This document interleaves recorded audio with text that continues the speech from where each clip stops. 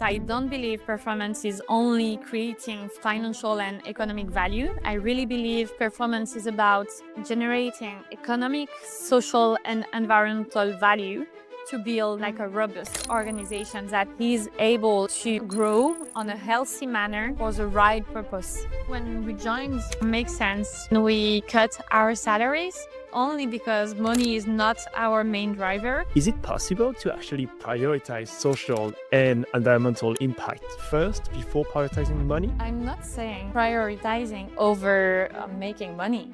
I'm saying prioritizing over making profit maximization for personal enrichment.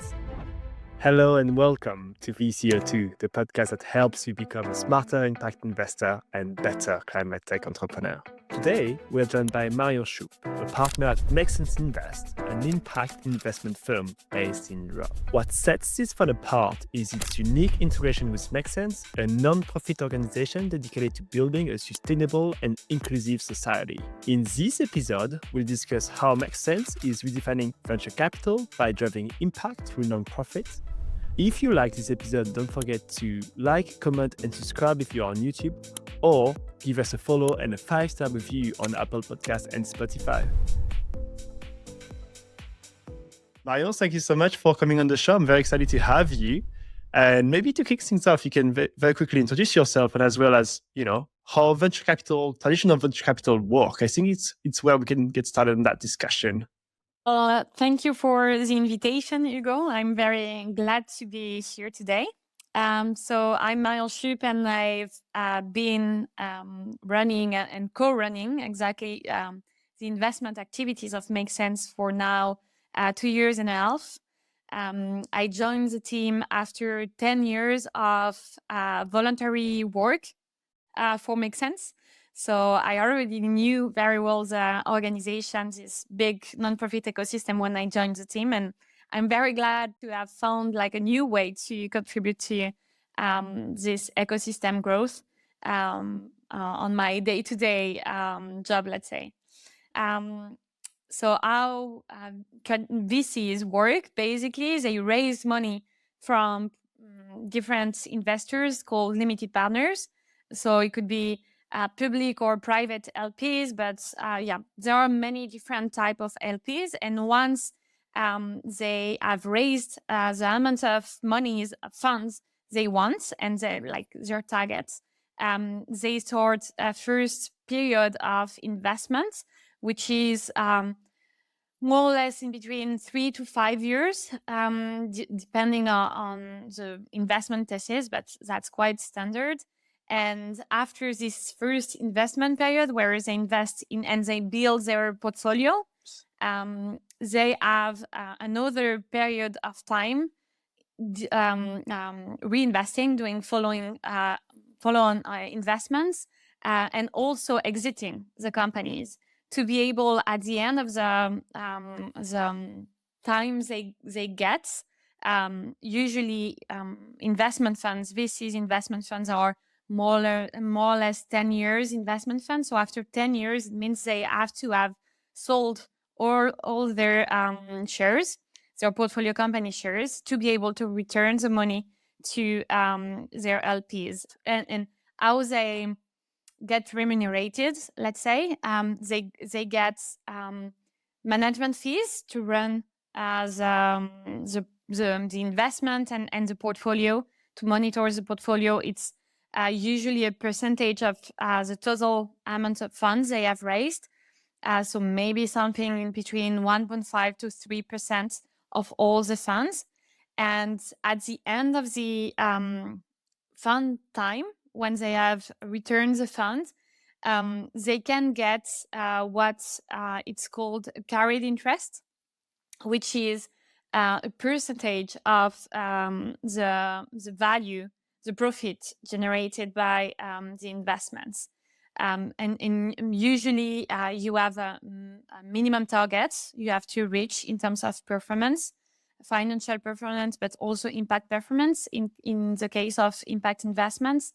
And you can get a part of the profits above this minimum target. Yeah, and that's very interesting and very important to understand, because today we will discuss a bit of like a new model that you have at Make Sense Invest. So I think it's interesting to set the basis as to what venture capital is. And just to summarize what you said, so basically we have the what they call the 220 rule, which is like 2% management fee, 20% carried. The life cycle of a fund is roughly 10 years. That's what I understand.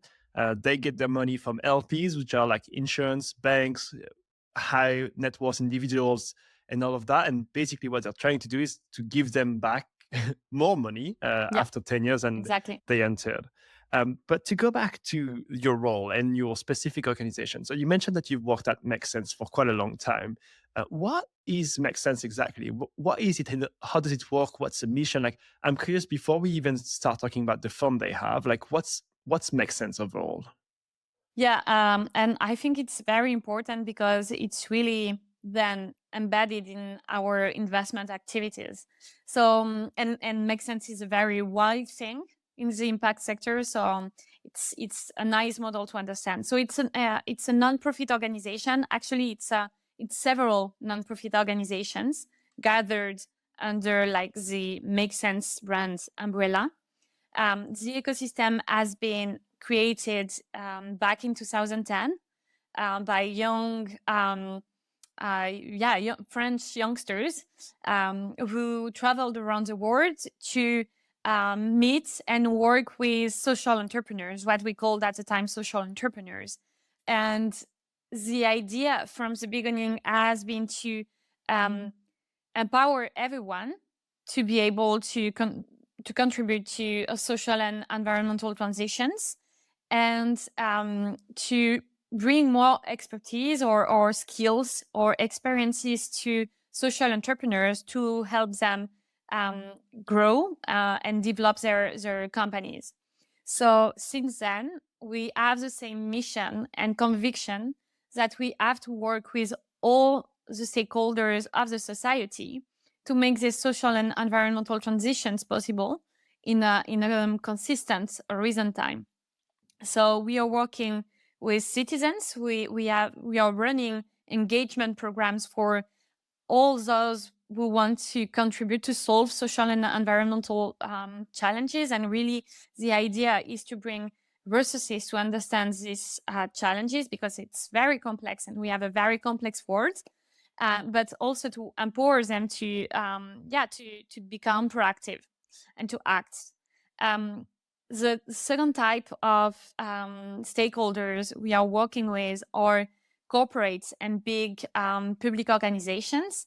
The idea here is to support them in their internal transformation, to empower them to be able to use all their resources to contribute to building a sustainable, inclusive society. And we are working with entrepreneurs. I like to say with and for entrepreneurs because for it's been now 11 years that we are running incubation and acceleration programs. We are supporting in between 30 to 50 entrepreneurs every year. And the idea is really to bring them all the resources they need to build and grow a healthy, growing and successful, impactful organization. And from this incubation expertise and experience, we decided to add a new piece to this support system for entrepreneurs through investments. So that's when we raised our first impact funds back in 2019. Yeah, that makes a lot of sense because when we think about like very famous accelerators, like for example, what comes to mind is like Y Combinator, obviously, right?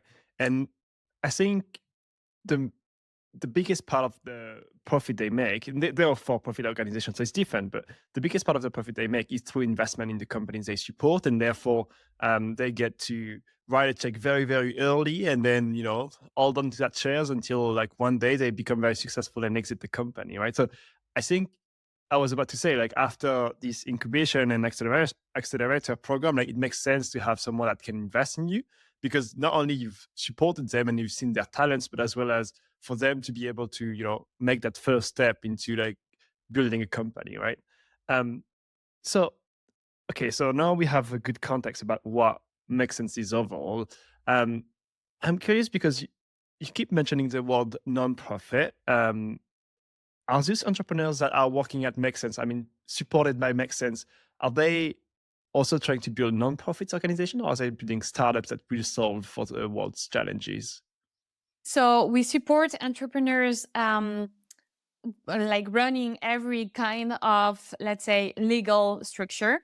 So startups, non-profit organizations, cooperatives, and within the startups, we have a lot of entrepreneurs who want to build and run ventures which are embedded in what we call social and solidarity economy. So following principles that they share with actually association, for example, or cooperative. So these social and solidarity economy companies are prioritizing social and environmental impact over profit maximization of, like, for personal enrichment. They are also trying to implement in their governance dynamics of sharing power in between the different stakeholders with more collaborative governance principles.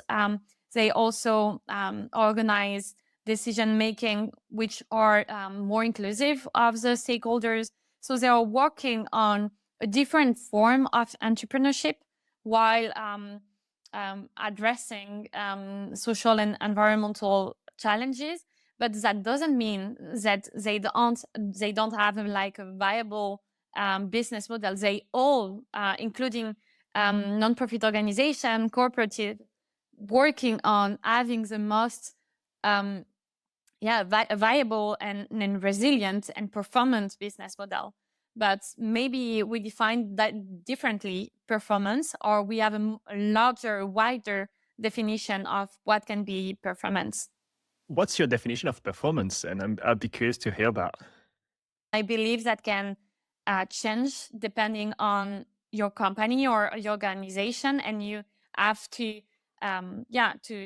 set the right performance targets for your organization, I think. However, what I can say is that I don't believe performance is only creating financial and economic value. I really believe performance is about generating economic, social, and environmental value to build like a robust organization that is able to grow on a healthy manner for the right purpose.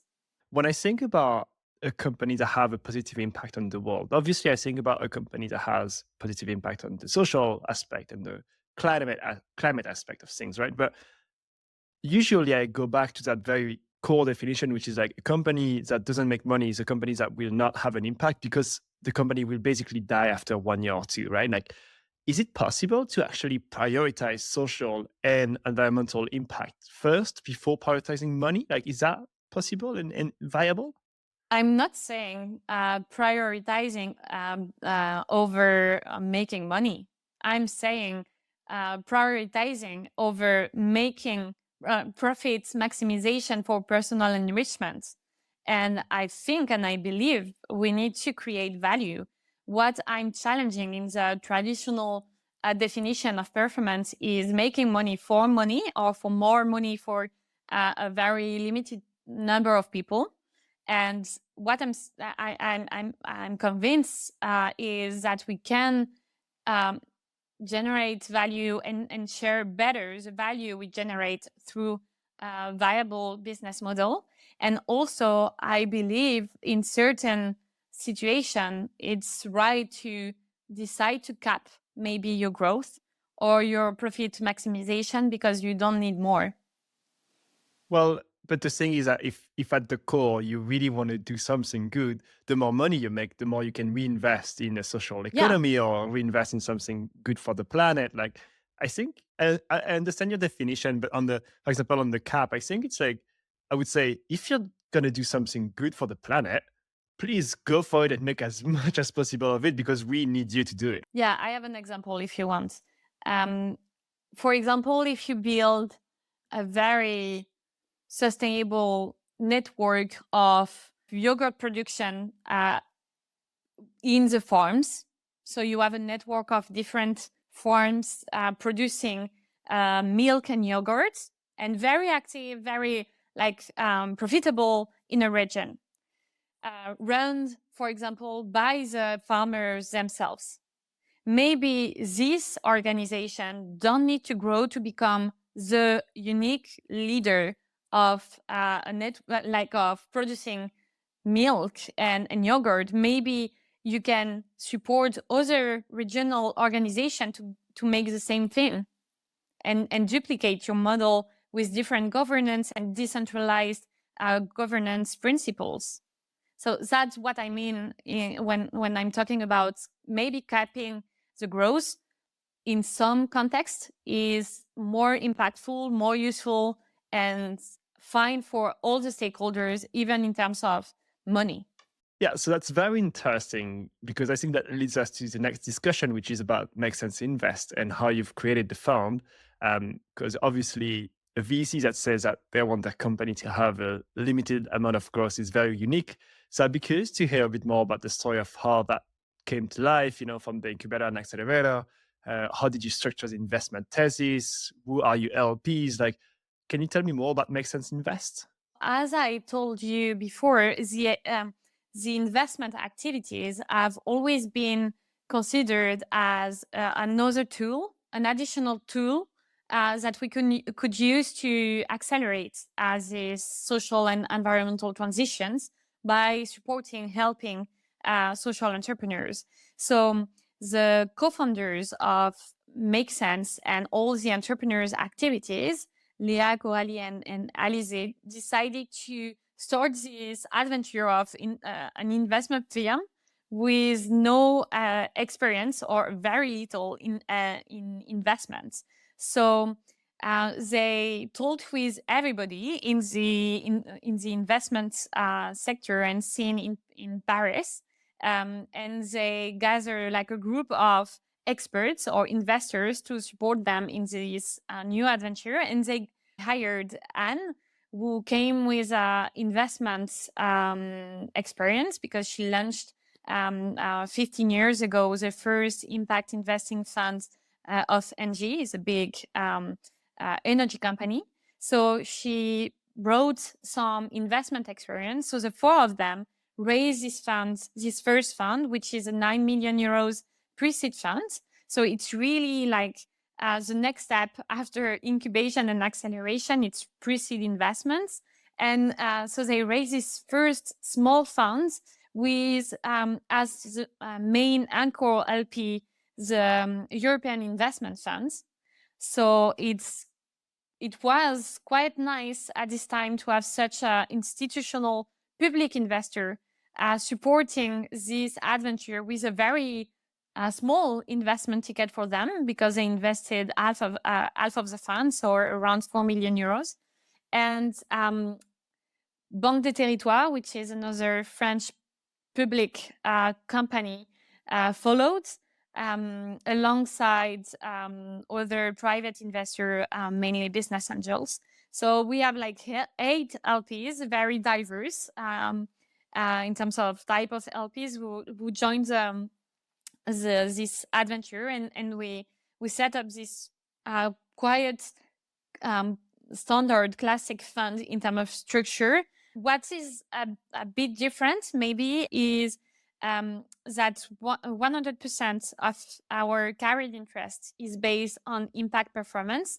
It means that we have a minimal financial performance to achieve as traditional VCs. So it's what we call the hurdle rate.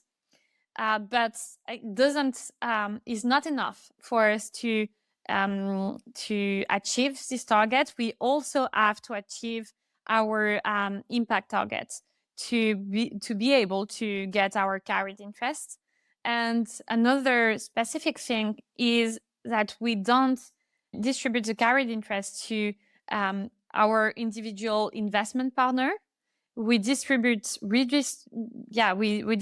all the carried interest to Make Sense Foundation to be able to finance other type of social and environmental projects. I'm curious, how do you recruit great talents for a, is it a non-profit VC? I don't know if I can call it like that, but at least a VC where like the carried interest doesn't go to the team and the investment team, right? It's not an easy one for us, and I have to say it's not easy for us to recruit great talents. And it's mainly because of the package we offer. Not only the carried interest, and I think there are also other um, there are also other VCs, like for example, some public VCs don't distribute carried interest to individual investors, so we are not the only one.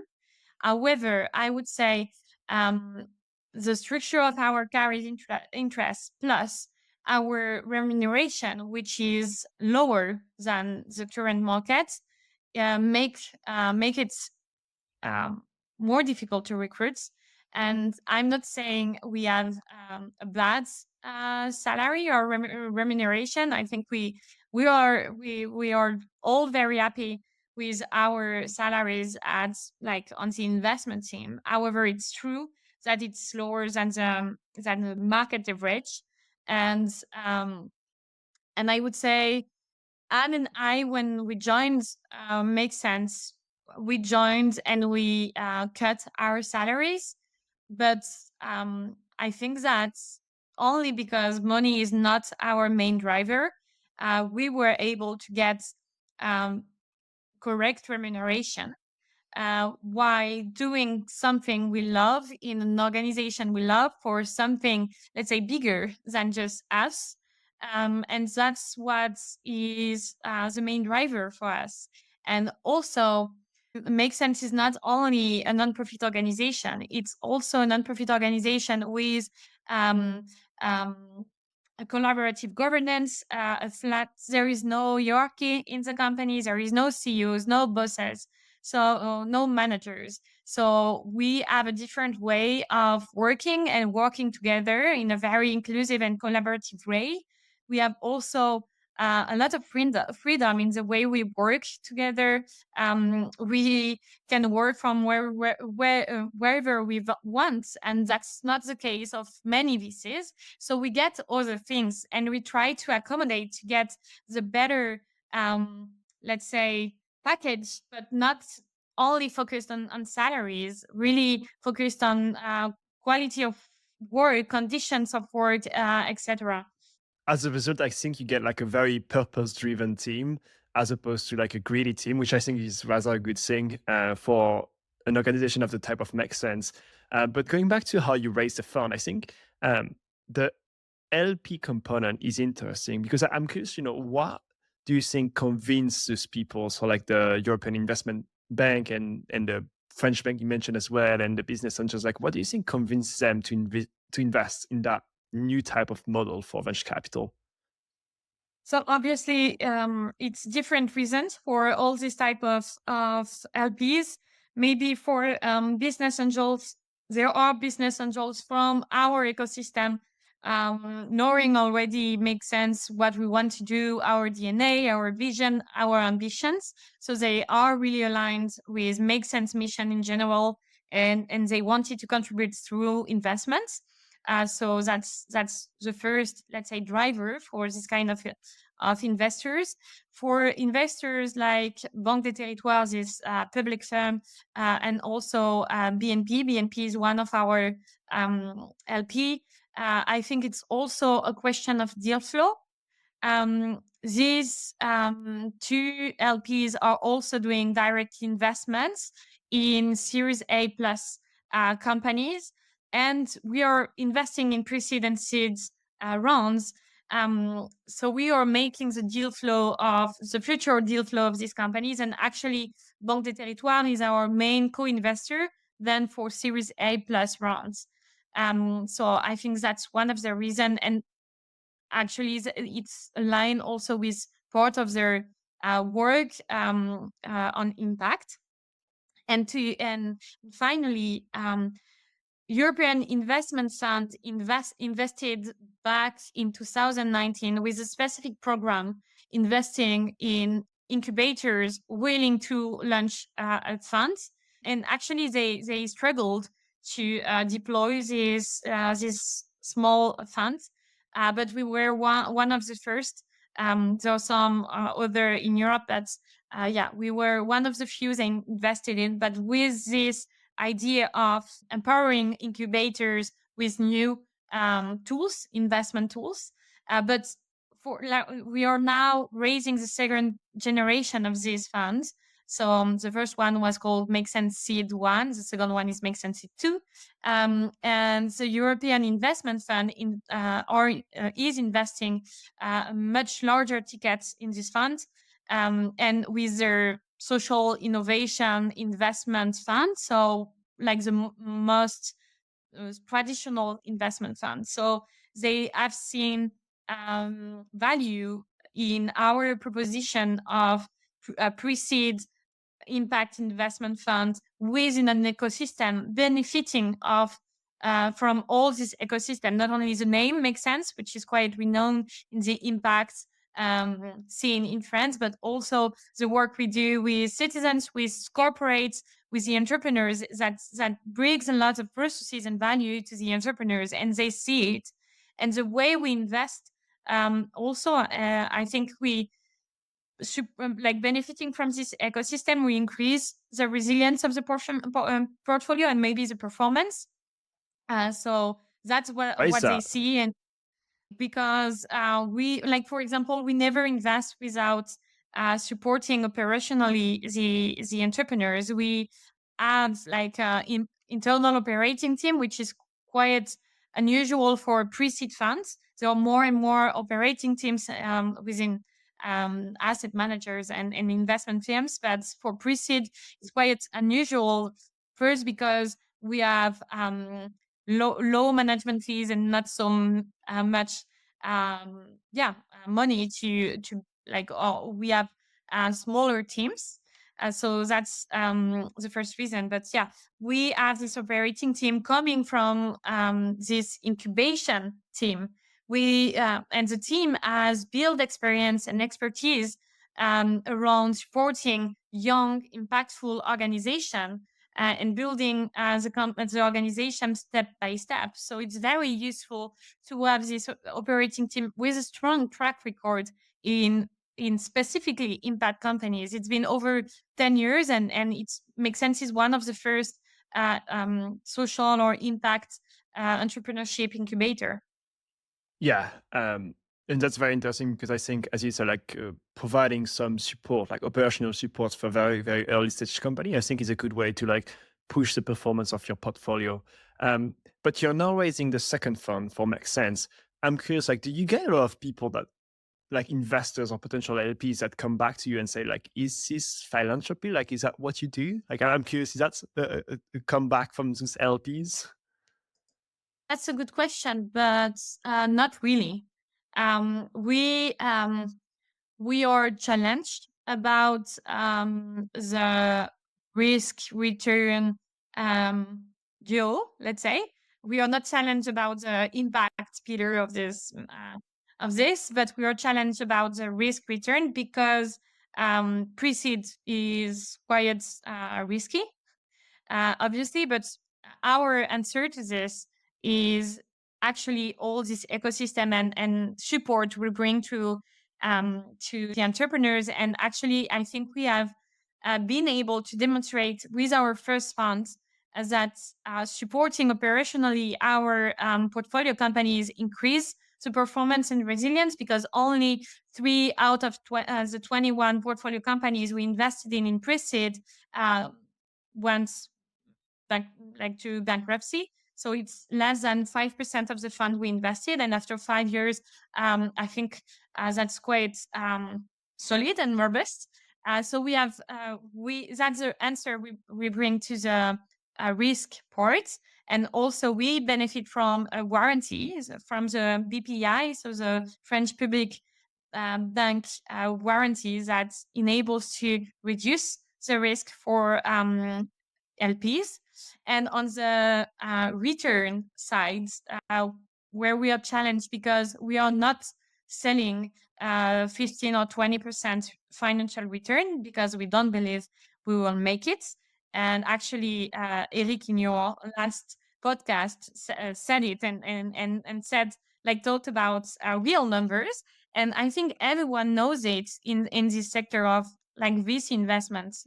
Very few funds are reaching a 15% or 20% financial return. So let's stop lying about it and accept it's not the case. So we are not selling. We are selling more financial return around 8 to 12%, and it's already a good one, I think. So so we are challenged, but nobody. I think very few LPs now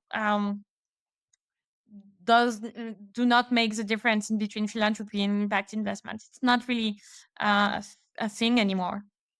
No, that's great. And I also think that with your track record right now, it helps LPs understand what you do and how you do it. And the fact that you only have like 3 companies out of 21 that went bankrupt is quite amazing.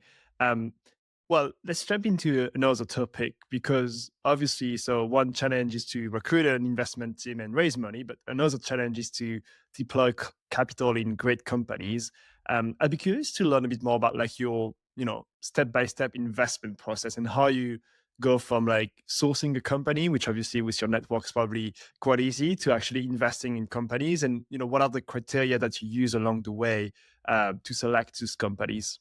We have a quite standard investment process, very similar to many different pre-seed, seeds investment fund, from sourcing with a lot of sourcing coming from our ecosystem, including the incubation program, and as you mentioned before, but not only.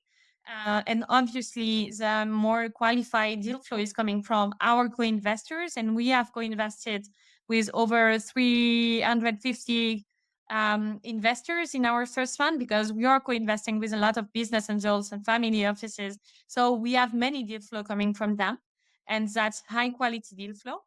And when we assess these opportunities, we focus on 3 main things.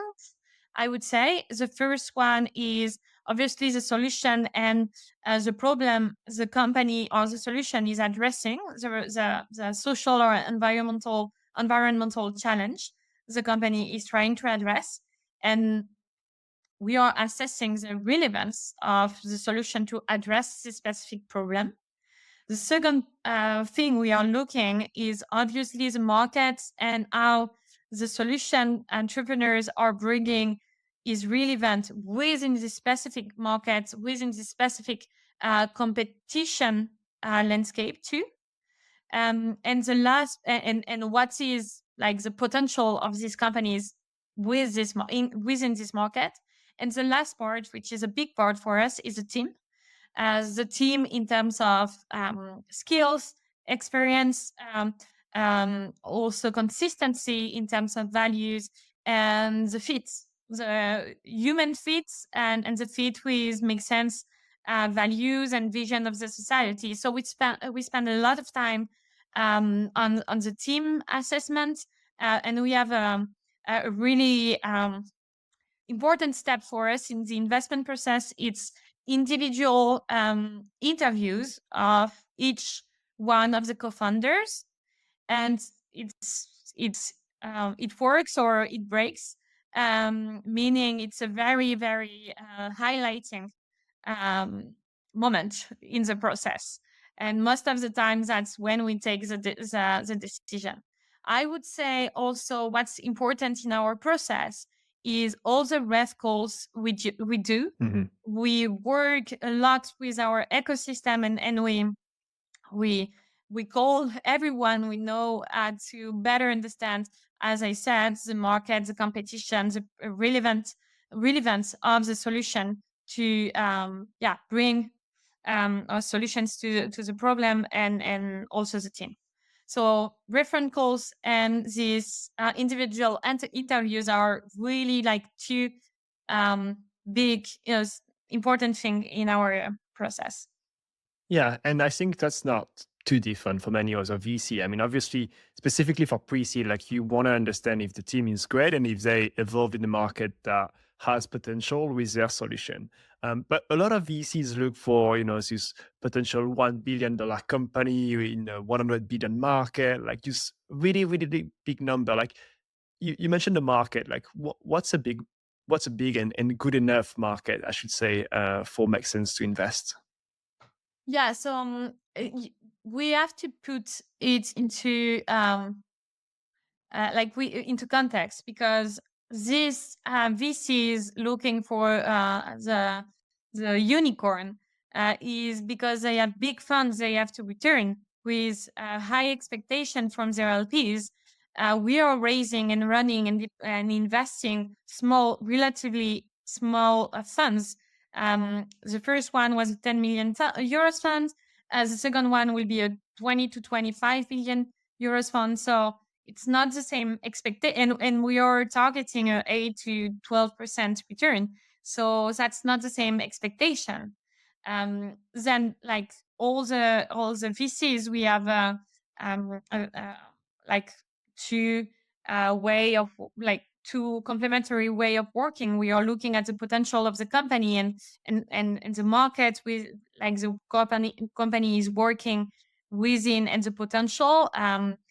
Maybe the market potential is very high, so we can it's a high probability of maybe a 4 time 5 time return, which would be great for us. And I mean, a 5 time multiple is the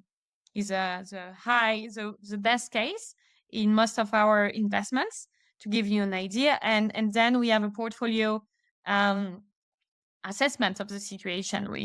We try to diversify well the portfolio. We invest in also very like different types of business models, investing in SaaS and software. But we don't believe investing only in SaaS we will be able to really make a systemic and deep impact. So we are also investing in more industrial projects and companies. So it's yeah, as always the same job of mitigating and building a portfolio. Yeah, and I like how balanced and thoughtful you are about your approach. Like I think it's very interesting to see like how Make Sense figured out a new way for venture capital to work, which is like you don't have to do like a 100x return to have a profitable fund. I like the fact that you're a bit more thoughtful and trying to find companies that first of all will not go bankrupt, because it feels like you're quite good at doing that, and then second of all like returning up to like 5x or more, which is great. You also mentioned your co-investors earlier. I'm curious about what's your relationship like with other VCs, because I would assume that if you're both on the same cap table and one of them wants to have a 100x return and you aim for like a 5x return, like the relationship is probably a bit difficult. Like how does that go for you?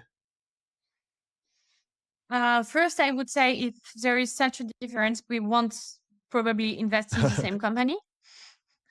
But that's true that we are going like investing and co-investing with very different type of co-investors, from business angels in the first rounds, which are like different way of assessing the companies, making decisions, valuing the company. So that's the first challenge.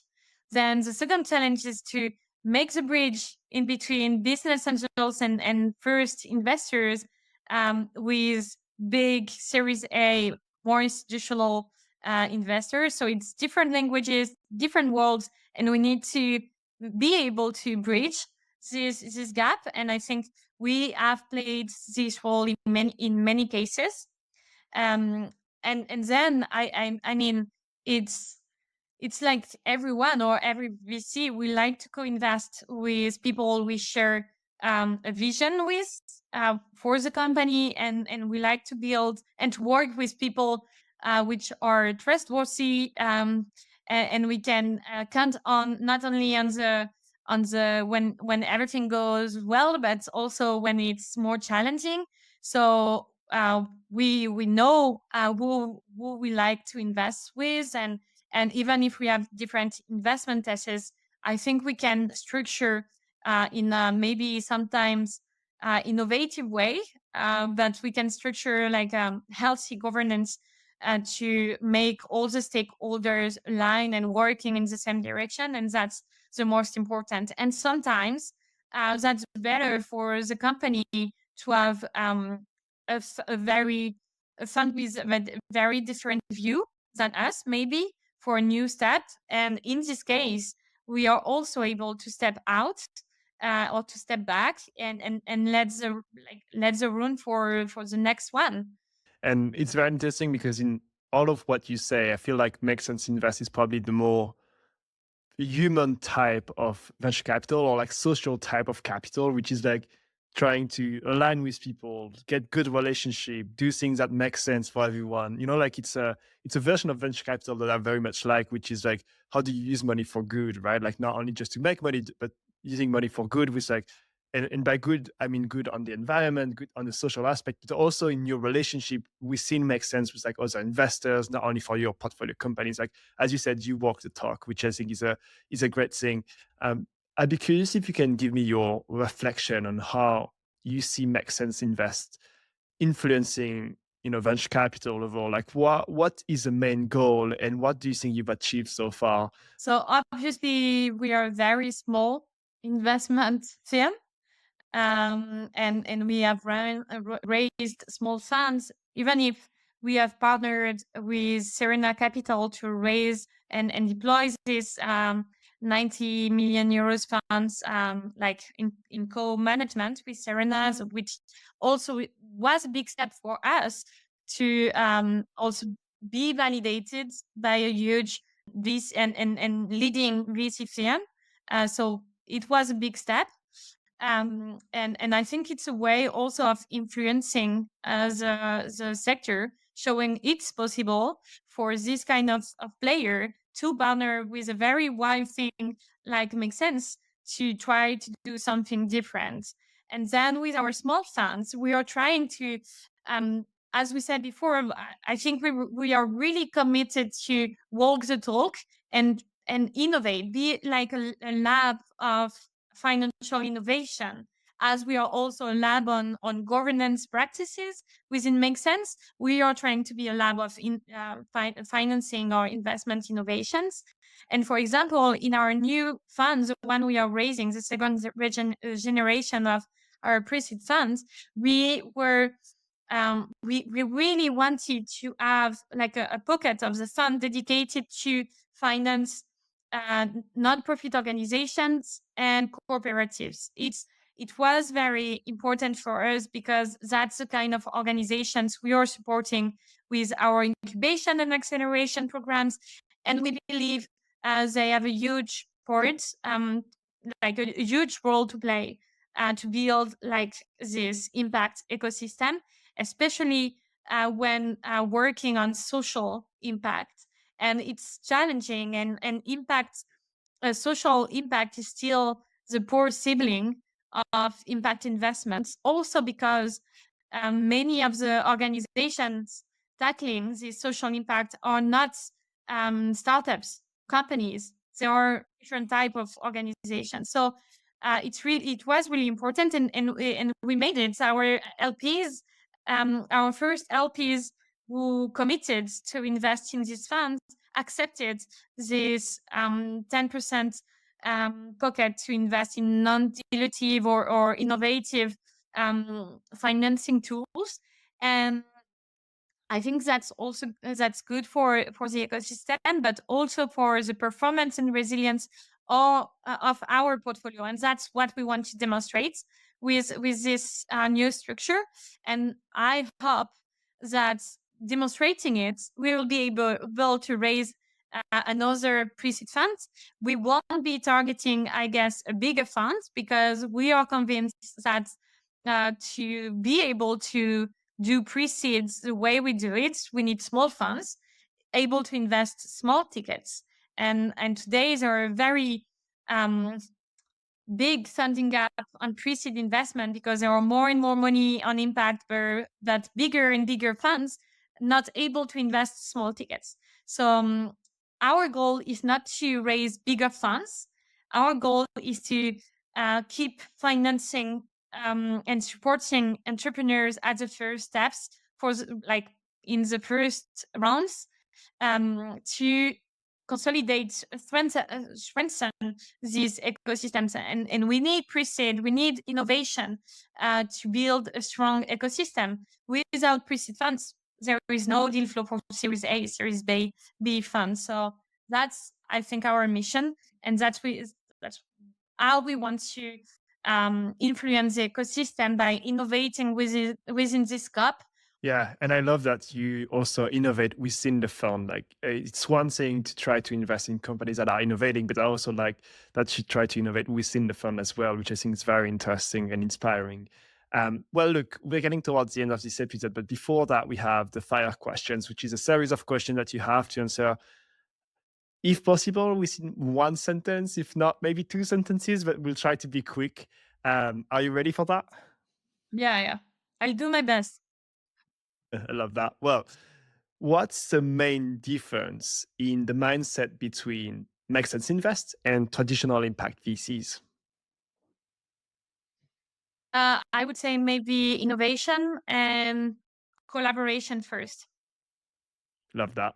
What's the hardest part about aligning financial returns with social and environmental impacts? I don't think that's so difficult, but yeah, maybe the political landscape and regulations, because we need to change a lot of that to be able to bring these social and environmental innovations to mainstream. Yeah. And I mean, the first part of your answer is also amazing. I like that you think that it's not that complicated, which is a great thing as well. How do you measure the success of a portfolio company beyond financial metrics, like beyond money? We have impact targets, and we are co-building this impact roadmap and targets with the entrepreneurs.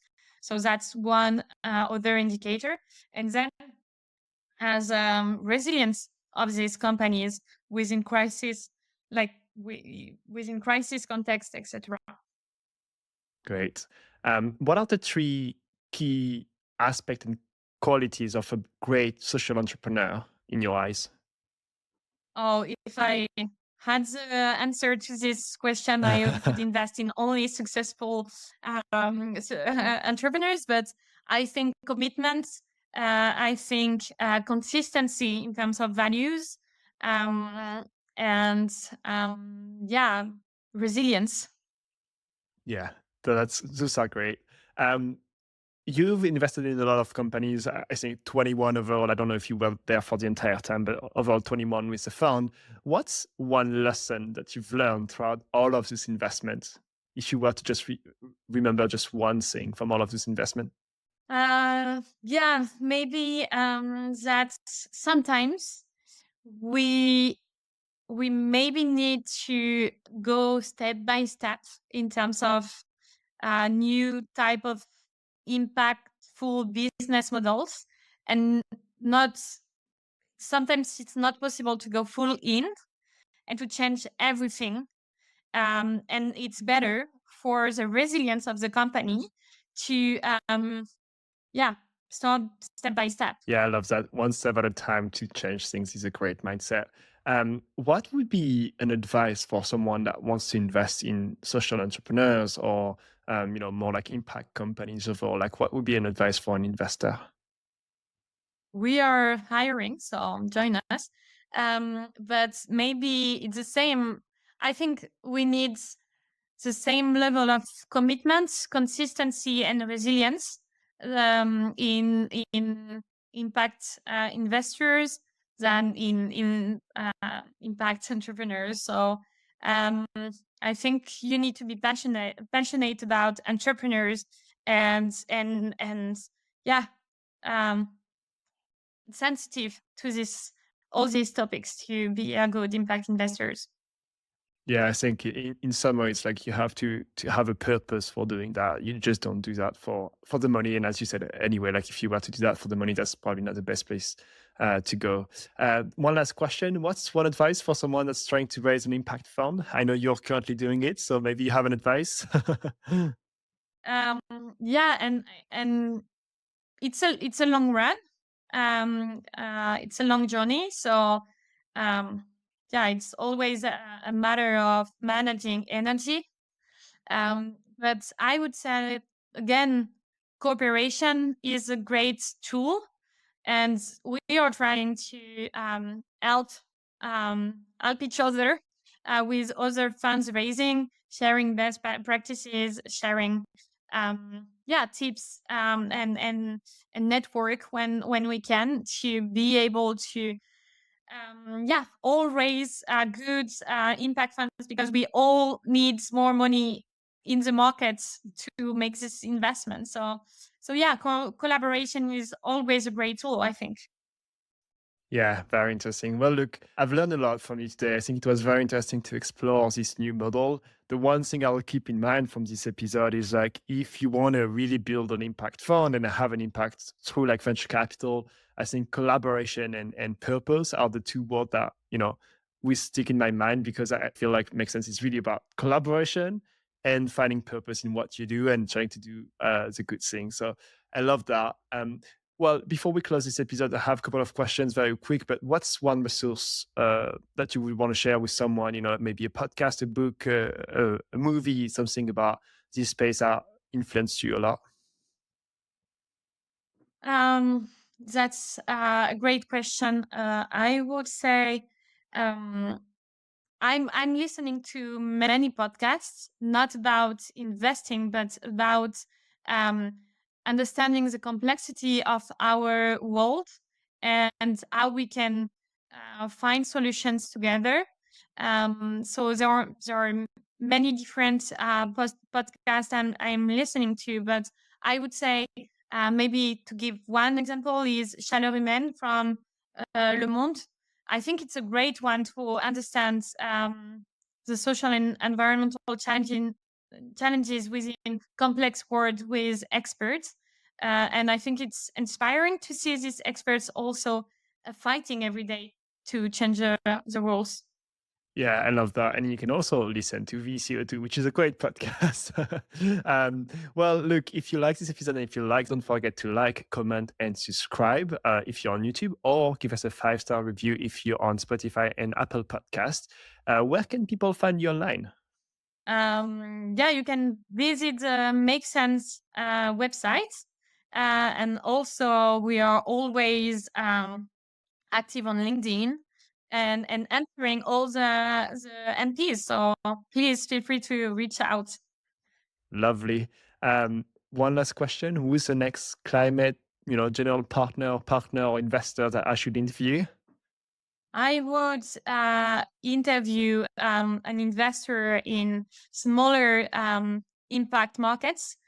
For example, in Portugal or Spain. And in Spain, there is an article which was published a few days ago showing that impact investing funds have higher returns than traditional VC funds. So I think it would be great to, I don't know, interview someone from Creas Impacto, one of the leading Spanish impact funds. Great. Well, I will reach out definitely. Thank you so much for this episode, Mario. I loved it. Thank you very much for the invitation. Have a good afternoon. You too.